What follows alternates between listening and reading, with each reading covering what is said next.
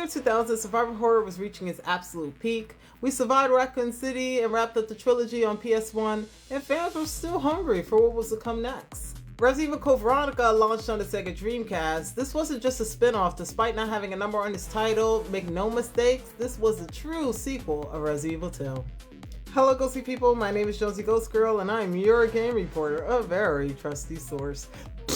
It brought back Claire Redfield, reuniting her with her brother Chris, gave us fully 3D backgrounds for the first time in the franchise, and introduced us to some of the most unhinged lore in the gaming history.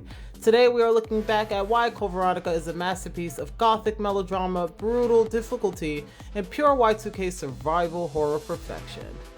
While the first three games were grounded in sci-fi corporate conspiracies and gritty urban collapse, Code Veronica plunges headfirst into European gothic horror.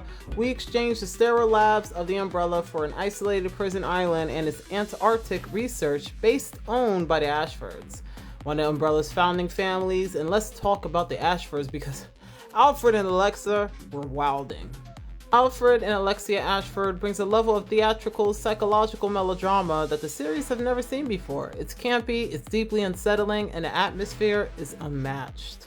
But if you ask anyone who played it back in the day, they don't remember the story, they remember the sheer uncompromising difficulty that this game was on, because it was crazy. Code Veronica actively tried to ruin your life with some legendary noob traps. If you don't leave the fire extinguisher in a specific item box as Claire, Chris can't get the Magnum later.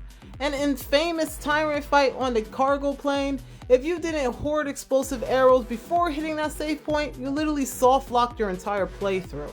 It's punishing, but it forces you to actually think and survive, which is, everyone loves that in a Resident Evil game.